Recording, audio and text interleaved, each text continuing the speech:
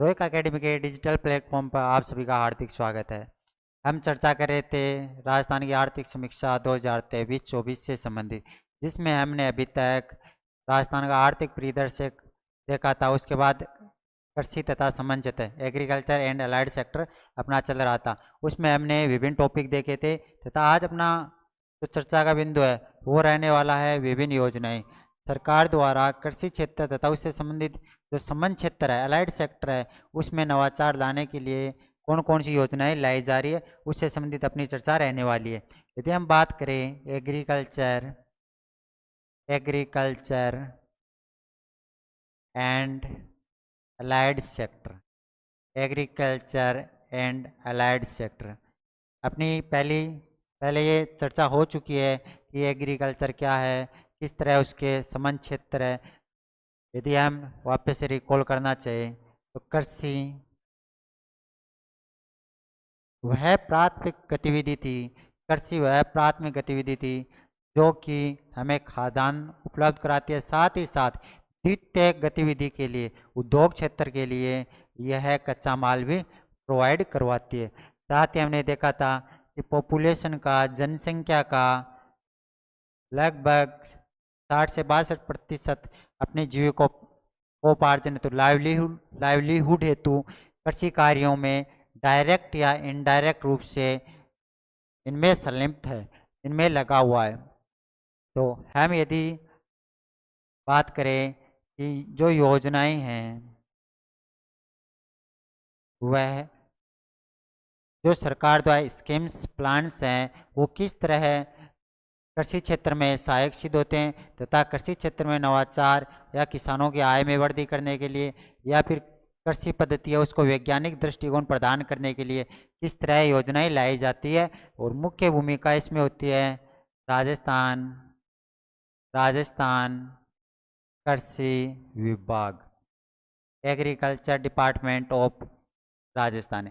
Agriculture department of Rajasthan की सबसे important भूमिका होती है, जिनके द्वारा विभिन्न योजनाएं या कार्यक्रम संचालित या कार्यान्वित किए जाते हैं जो कि कृषि क्षेत्र में उत्पादन बढ़ाने हेतु, किसानों की आय बढ़ाने हेतु तथा जैविक खाद, उर्वरक आदि के लिए विभिन्न माध्यमों से किसानों को अनुदान के माध्यम से या सब्सिडी हो सकती है या फिर उसका एक एंड्स है वो सेंटर स्टेट दोनों के द्वारा कोई प्रायोजित योजना हो सकती है। तो वो किस तरह डिवाइड होता है उनके रिगार्डिंग अपनी चर्चा रहने वाली है। तो हम सबसे पहले देखते हैं मुख्यमंत्री बीज स्वावलंबन योजना।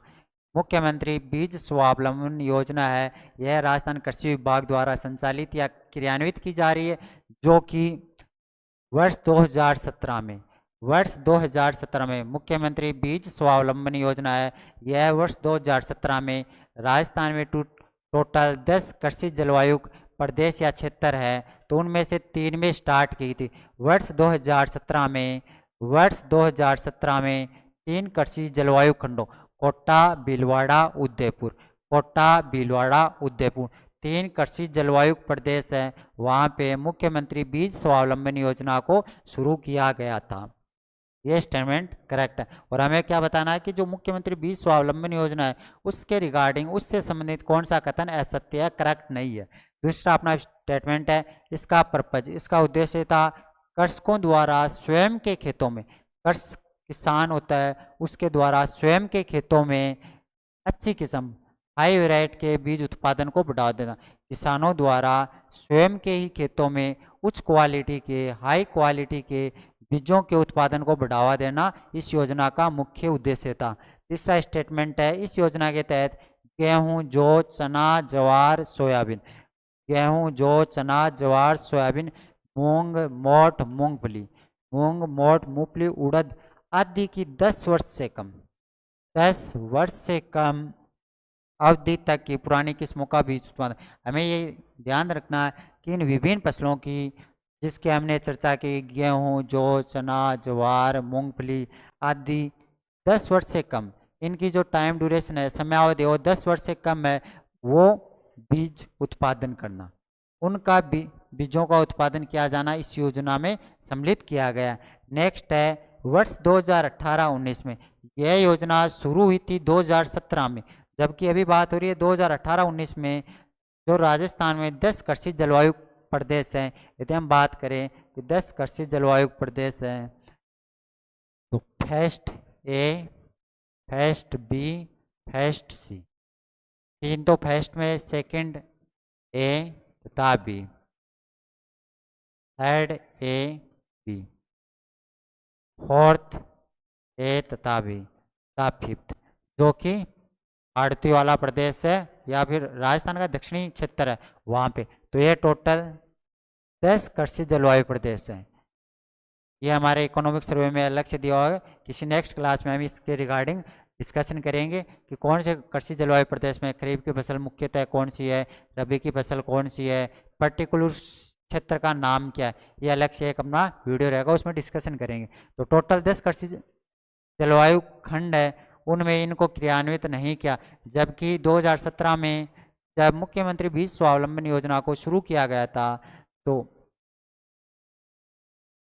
इसका उद्देश्य था कि किसानों को स्वयं के खेतों में अच्छी क्वालिटी के बीज उत्पादन करना तथा 10 वर्ष से कम मूंगफली है, ज्वार है, उड़द है, सोयाबीन है आदि की फसलें इनकी तैयार करना। साथ ही साथ 2018-19 में राजस्थान के जो 10 कृषि जलवायु प्रदेश हैं उन सभी में इस योजना को क्रियान्वित कर दिया गया था। तो यहाँ पे अपना आंसर हो जाएगा ऑप्शन नंबर 4, क्योंकि ऑप्शन में दिया है कि नहीं किया गया था, जबकि 2018-19 में इस योजना को राजस्थान के 10 कृषि जलवायु प्रदेशों में क्रियान्वित कर दिया गया था। तो अपना आंसर हो जाएगा ऑप्शन नंबर 4। फिर बढ़ते हैं अगले क्वेश्चन की ओर।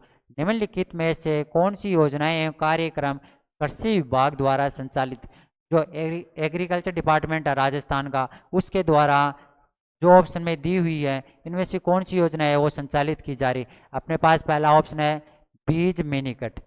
बीज मिनीकिट, बीज मिनीकिट है ये कृषकों में जो उत्पादन के लिए अच्छी क्वालिटी की बीज किस्म होते हैं, हाई क्वालिटी की बीजों की उच्च गुणवत्ता को प्रोत्साहित करने के लिए, जिससे कि उनका उत्पादन बढ़ जाए। तो इसमें उच्च गुणवत्ता के बीजों के उत्पादन को बढ़ावा देने के लिए महिलाओं को, इसमें सिर्फ महिलाओं को सरकार द्वारा निःशुल्क बीज मिनीकिट प्रदान किए जाते हैं। और ये बीज मिनीकिट है 29,28,614, 29,28,614 बीज मिनीकिट है वो सरकार द्वारा 2023-24 में खरीफ तथा रबी दोनों फसलों के लिए दिए जा चुके हैं, सिर्फ महिलाओं के लिए। नेक्स्ट है कृषि प्रदर्शन। देखकर विश्वास करने के सिद्धांत को आधार मानकर कृषि प्रदर्शन है, यह है कृषि विभाग द्वारा संचालित किया जाता है कार्यक्रम, जिसमें किसानों को नवीन प्रौद्योगिकी, नवीन टेक्नोलॉजी को इम्प्लीमेंट करने के लिए प्रोत्साहित किया जाता है तथा उनके लाभों से उनको अवगत करवाया जाता है। तो ये प्रत्येक किसान है उसके खेतों में शुरू की जाती है कृषि प्रदर्शन। नेक्स्ट है सूक्ष्म पोषक तत्व मिनीकिट। सूक्ष्म पोषक तत्व मिनीकिट है, यह भी कृषि विभाग द्वारा संचालित एक कार्यक्रम है, जिसमें किसानों को सूक्ष्म पोषक माइक्रोन्यूट्रिएंट्स है उनको प्रोवाइड करने के लिए मिनीकिट प्रदान किए जाते हैं, जो कि 2023-24 में 1 लाख मिनीकिट प्रदान किए जा चुके हैं। 2023-24 में 1 लाख मिनीकिट प्रदान किए जा चुके। वहीं यदि हम 29,28,614 ये महिलाओं को बीज मिनीकिट प्रदान किए जा चुके हैं। बीज मिनीकिट प्रदान किए जा चुके हैं महिलाओं को और ये निःशुल्क होते हैं, निःशुल्क। इसमें दोनों खरीफ तथा रबी दोनों फसलें शामिल होती हैं, खरीफ तथा रबी। और 29,28,614 ये बीज मिनी किट है वो महिलाओं को निःशुल्क प्रदान किए जा चुके। तो अपना इस क्वेश्चन का आंसर हो जाएगा ऑप्शन नंबर 4, उपरोक्त सभी कथन सही है, क्योंकि कृषि विभाग द्वारा बीज मिनीकट, कृषि प्रदर्शन, सूक्ष्म पोषक तत्व मिनीकट आदि कार्यक्रम क्रियान्वित किए जाते हैं। नेक्स्ट है प्रधानमंत्री कृषि सिंचाई योजना। अगला क्वेश्चन अपना है प्रधानमंत्री कृषि सिंचाई योजना के संबंध में हमें यह बताना है कि कौन सा कथन असत्य है। जो प्रधानमंत्री कृषि सिंचाई योजना है इसका नोडल विभाग है उद्यानिकी विभाग को बनाया गया है। इसका नोडल विभाग है वो उद्यानिकी विभाग है। ये स्टेटमेंट करे। जो प्रधानमंत्री कृषि सिंचाई योजना है उसका नोडल डिपार्टमेंट है उद्यानिकी विभाग। नेक्स्ट है इस विभाग द्वारा फार्म पॉन्ड के निर्माण की विभिन्न गतिविधियां संचालित। जो उद्यानिकी विभाग है इसके द्वारा फार्म पॉन्ड के लिए, फार्म पॉन्ड फॉर्मेशन के लिए विभिन्न योजनाएं, विभिन्न गतिविधियां संचालित की जा रही है। ये स्टेटमेंट भी है करेक्ट। नेक्स्ट है केंद्र एवं राज्य का वित्तीय पोषण अनुपात 60:40। प्रधानमंत्री कृषि सिंचाई योजना में स्टेट का 40 और सेंटर का 60% है। इनका जो अनुपात है, राशि का अनुपात है, वित्तीय पोषण है वो 60:40 है। ये स्टेटमेंट भी सही है। वहीं हम बात करें वर्ष 2023-24 में 77.85 करोड़, 77.85 करोड़ कब 2023-24 में प्रावधान के विरुद्ध 50.91 करोड़ रुपए व्यय किए गए, जबकि यह व्यय किए गए थे 49.91 करोड़ रुपए। 2023-24 में टारगेट था, लक्ष्य था 77.85 करोड़ रुपए का, 77.85, वहीं वे किए गए 49.91 करोड़। तो अपना यहाँ स्टेटमेंट हो जाता है ऑप्शन नंबर 4 गलत, क्योंकि 49.91 वे किए गए थे जबकि ऑप्शन में दिया हुआ है 50.9। तो अपना प्रधानमंत्री कृषि सिंचाई योजना है, प्रधानमंत्री कृषि सिंचाई योजना है नोडल विभाग उद्यानिकी विभाग, नोडल विभाग उद्यानिकी विभाग तथा उद्यानिकी विभाग द्वारा पॉन्ड के निर्माण हेतु विभिन्न गतिविधियां संचालित की जा रही है। नेक्स्ट इसमें है कि जब सेंटर एंड स्टेट है दोनों स्पॉन्सर करते हैं तो उसका जो वित्तीय पोषण होता है, फाइनेंस होता है, वो 60:40 होता है। वहीं चौथा ऑप्शन था जिसमें 49.91 टोटल वे किया गया है, जबकि लक्ष्य था 77.85 करोड़, टारगेट था 77.85 करोड़, जबकि वे हुआ है 49.91 करोड़। तो अपना ऑप्शन नंबर 4 यहाँ करेक्ट है। प्रधानमंत्री फसल बीमा योजना, प्रधानमंत्री फसल बीमा योजना से संबंधित हमें यह बताना है कि इनमें से कौन सा कथन गलत है। और प्रधानमंत्री फसल बीमा योजना का RS मेंस 2023 में क्वेश्चन पूछा था, RS मेंस 2023 में क्वेश्चन पूछा गया था प्रधानमंत्री फसल बीमा योजना। तो ये योजना है ये 18 फरवरी 2016 से प्रारंभ है। प्रधानमंत्री फसल बीमा योजना 18 फरवरी 2016, 18 फरवरी 2016 से प्रारंभ है। ये स्टेटमेंट सही है। जो प्रधानमंत्री फसल बीमा योजना है वो 2016-17 में शुरू की गई थी, जो कि 18 फरवरी 2016 में इसकी शुरुआत हुई है। वहीं इस योजना में खाद्यान्न फसलों अनाज, मोटा अनाज तथा दालें, अनाज, मोटा अनाज, दालें आदि को दालें, तिलहन, वाणिज्यिक या बागवानी फसलों को शामिल किया गया। जो प्रधानमंत्री फसल बीमा योजना है PMFBI, प्रधानमंत्री फसल बीमा योजना है यह है 18 फरवरी 2016 से प्रारंभ है। इसमें खाद्यान्न, मोटा अनाज, दाल, जो बागवानी फसलें हैं, तिलहन है या फिर वाणिज्यिक कॉमर्शियल क्रॉप्स होते हैं उनको इंक्लूड किया गया है। इसमें प्रीमियम राशि है वो खरीफ फसलों के लिए 2% है, रबी फसलों के लिए 1.5%। वहीं हम बात करें बागवानी फसलों के लिए तो इनकी प्रीमियम राशि है 5%। खरीफ फसलों के लिए यह है 2%, रबी फसलों के लिए 1.5%। वहीं यदि हम बात करें वाणिज्यिक या बागवानी फसलों के लिए तो यह है 5%। तो यह स्टेटमेंट भी करेक्ट है। खरीफ फसलों के लिए 2%, रबी फसलों के लिए 1.5 1.5%, वहीं बागवानी या वाणिज्यिक फसलों के लिए है 5%।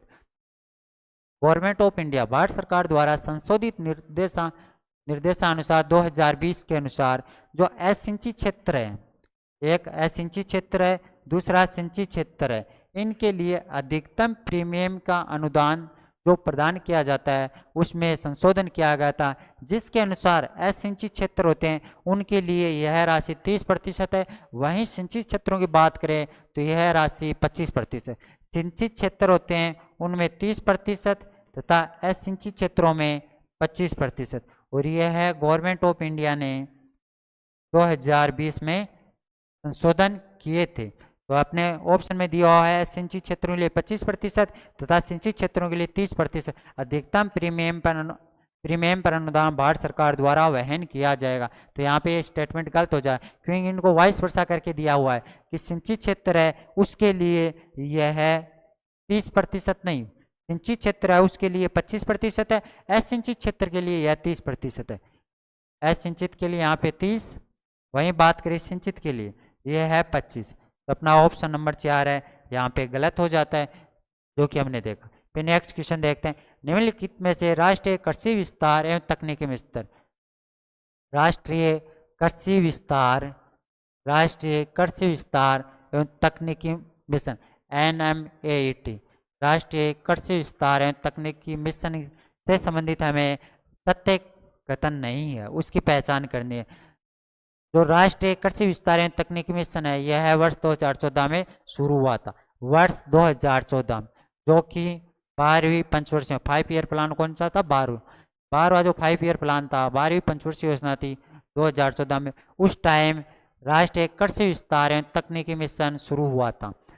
इसका उद्देश्य पर्पज है कृषकों की सक्रिय भागीदारी, एक्टिव पार्टिसिपेशन, जो फार्मर्स होते हैं उनको सक्रिय भागीदारी के साथ साथ रणनीतिक अनुसंधान और विस्तार योजना बनाना, रणनीतिक अनुसंधान तथा विस्तार योजना बनाना, जिससे संसाधनों के आवंटन ब्लॉक स्तर पर सभी हितधारकों के बीच समन्वय तथा एकीकरण, उनका कोऑर्डिनेशन हो सके तथा उनका यूनिटी बनाई जाए, एकीकरण यूनिफिकेशन किया जा सके। तो इसका उद्देश्य क्या था कि किसान है उनकी सक्रिय भागीदारी को बढ़ाकर किस तरह संसाधनों का मैक्सिमम यूटिलाइजेशन किया जा सके तथा उनका समन्वय, विभिन्न जो कार्यक्रम हितधारक होते हैं, शेयर होल्डर्स होते हैं, उनका समन्वय तथा एकीकरण को बढ़ावा दिया जा सके, इसका मुख्य उद्देश्य। और इसमें वित्तीय पैटर्न की बात करें तो यह है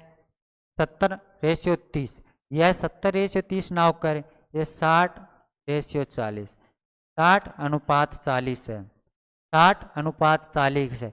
राष्ट्रीय कृषि विस्तार एवं तकनीकी मिशन में केंद्र और राज्य का 60:40 है। वहीं तो अपना आंसर हो जाएगा ऑप्शन नंबर 3। वहीं बात करें इसके अंतर्गत 3 उप मिशन सम्मिलित किए गए हैं। राष्ट्रीय कृषि विस्तार एवं तकनीकी मिशन के तहत 3 मिशन है, कृषि विस्तार, कृषि यंत्रीकरण, बीज एवं रोपण। कृषि विस्तार, कृषि यंत्रीकरण पहला, कृषि विस्तार, कृषि विस्तार दूसरा, कृषि यंत्रीकरण, कृषि यंत्रीकरण और तीसरा बीज एवं रोपण, बीज एवं रोपण। ये 3 उप मिशन है। राष्ट्रीय कृषि विस्तार एवं तकनीकी मिशन, राष्ट्रीय कृषि विस्तार एवं तकनीकी मिशन शुरुआत हुई थी 2014 में 12वीं पंचवर्षीय। उद्देश्य था कि किस तरह किसानों की सक्रिय भागीदारी को बढ़ाकर जो रणनीतिक अनुसंधान तथा विस्तार योजना है वो बनाई जा सके तथा संसाधनों के आवंटन में ब्लॉक स्तर हितधारक होते हैं उनके मध्य किस तरह समन्वय तथा एकीकरण को बढ़ाया जा सके, ये इसका उद्देश्य था। वहीं बात करें फंडिंग की तो 60:40, 60 सेंटर का 40 स्टेट का, और इसके 3 उप मिशन थे जो कि कृषि विस्तार, कृषि यंत्रीकरण, बीज और रोपण, ये 3 उप मिशन थे। फिर हम बढ़ते हैं आगे, देखते हैं नेक्स्ट क्वेश्चन को। राष्ट्रीय सतत कृषि मिशन, राष्ट्रीय सतत कृषि मिशन या राष्ट्रीय टिकाऊ खेती मिशन NMS, राष्ट्रीय सतत कृषि मिशन या राष्ट्रीय टिकाऊ खेती मिशन से संबंधित हमें गलत कथन की पहचान करनी है। यह योजना पूर्व में संचालित योजनाओं का पुनर्गठन कर 2014 में 2014 में प्रारंभ की गई थी।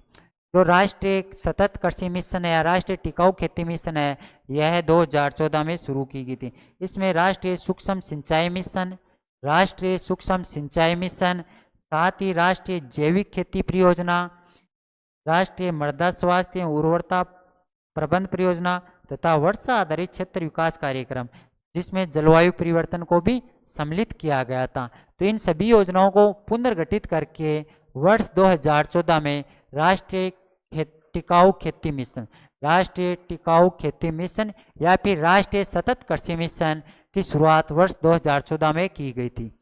केंद्र एवं राज्य वित्तीय पोषण है वो 60:40 है, 60:40 है। वहीं इसके अंतर्गत 3 सब मिशन है, 3 सब मिशन है, जो कि वर्षा आधारित मृदा स्वास्थ्य कार्ड या मृदा आधारित, पहला वर्षा आधारित मृदा परीक्षण या मृदा स्वास्थ्य, और कृषि वानिकी, कृषि वानिकी, कृषि वानिकी, मृदा स्वास्थ्य या मृदा संरक्षण, एक वानिकी, या फिर वर्षा आधारित, वर्षा आधारित, वर्षा आधारित। पहला मिशन है वर्षा आधारित उप मिशन, दूसरा मृदा स्वास्थ्य और तीसरा कृषि वानिकी। तो ये 3 उप मिशन है। वर्षा आधारित क्षेत्र RAD, मृदा परीक्षण या मृदा स्वास्थ्य कार्ड वितरण, कृषि वानिकी पर। तो इसके अंतर्गत 3 सब मिशन है। और हमने जब क्वेश्चन देखा था राष्ट्रीय कृषि विस्तार, तो इसके भी 3 सब मिशन थे, जो कि कृषि विस्तार, कृषि यंत्रीकरण तथा बीज एवं रोपण। यह हमारी चर्चा हुई राष्ट्रीय कृषि विस्तार एवं तकनीकी मिशन तथा राष्ट्रीय टिकाऊ खेती मिशन से संबंधित। फिर हम आगे बढ़ते हैं और देखते हैं मृदा स्वास्थ्य कार्ड। मृदा स्वास्थ्य कार्ड से संबंधित हमें सही कथन नहीं है, हमें गलत कथन की पहचान करनी है।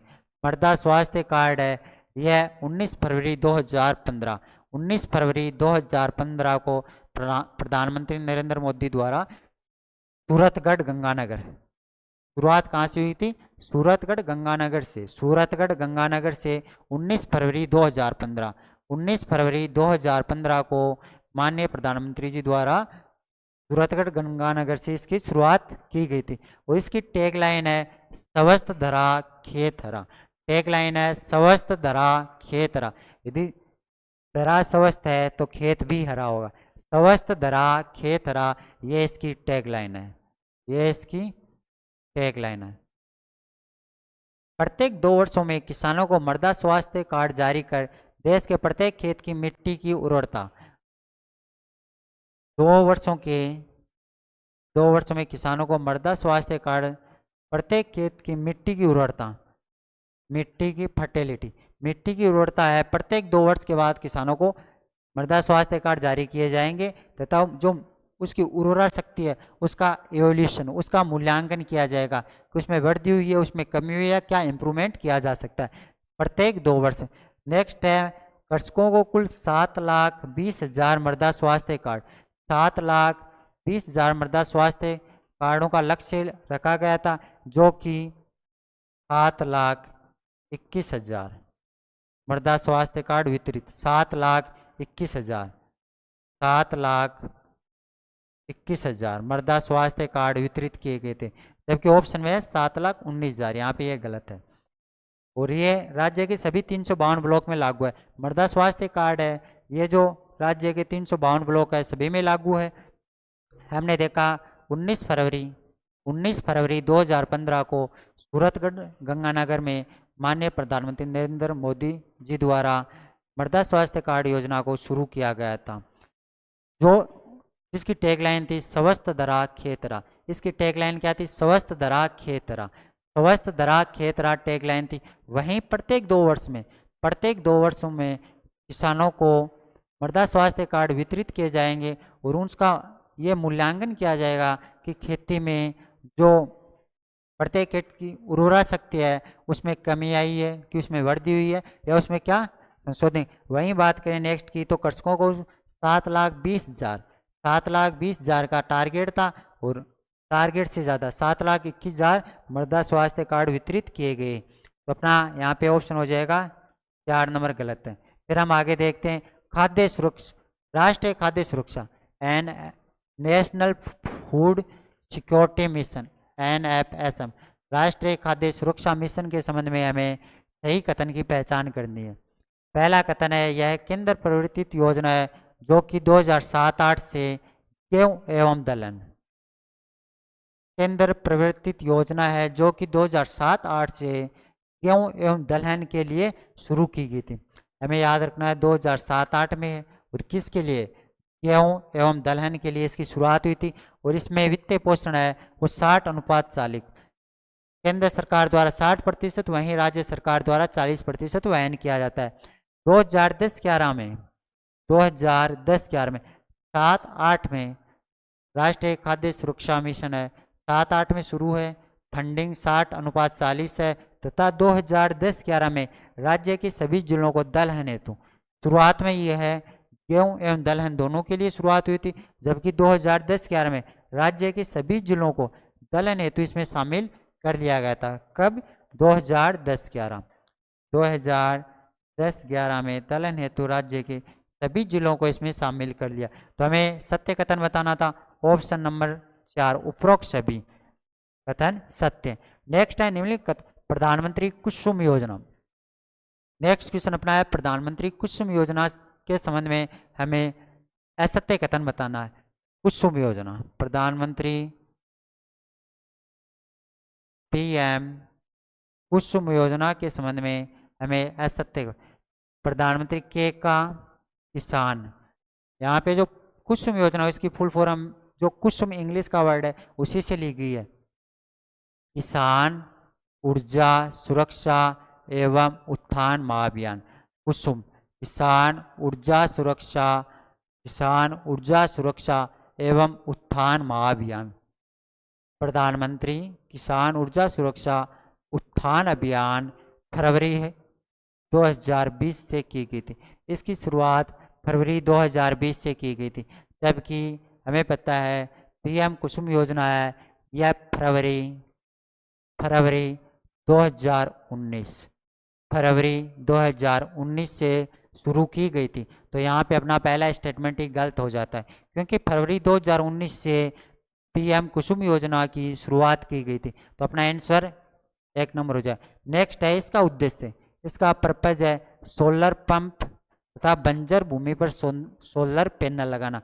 सोलर पंप तथा जो बंजर भूमि है उस भूमि है उस पर पैनल लगाकर नवीनीकरण ऊर्जा उत्पादन, जो ऊर्जा स्रोत है नवीनीकरण तथा नवीनीकरण, तो इसका उद्देश्य नवीनीकरण ऊर्जा उत्पादन है उसको बढ़ावा देना। और इसका टारगेट लक्ष्य है 28,750 मेगावाट, लक्ष्य है 28,750 मेगावाट इलेक्ट्रिसिटी प्रोडक्शन, 28,750 मेगावाट विद्युत उत्पादन करने का लक्ष्य है। वहीं इस योजना में 60%, 30% केंद्र सरकार द्वारा, 30% राज्य सरकार द्वारा, टोटल 60% है, उसमें 30% है वो सेंट्रल द्वारा तथा 30% स्टेट द्वारा। वहीं बात करें हम 30% किसान है कृषक है वो बैंक से लोन ले सकता है तथा जो 10% है वो किसान को स्वयं को वहन करना होता है।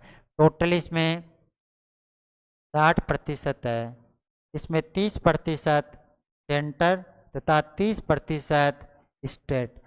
30% बैंक से लोन ले सकता है तथा 10% है वो किसान को स्वयं। टोटल जो फंडिंग है वो 60% में 30 केंद्र सरकार 30 राज्य सरकार वहन करेगी। वहीं 30% है किसान है वो बैंक से लोन ले सकता है तथा जो 10% राशि है वो किसान स्वयं के द्वारा दे होगी, किसान स्वयं को पे करनी होगी। नेक्स्ट है राज्य में वर्ष 2010-11 से मार्च 2024 से 1,07,537 सोलर पंप संयंत्र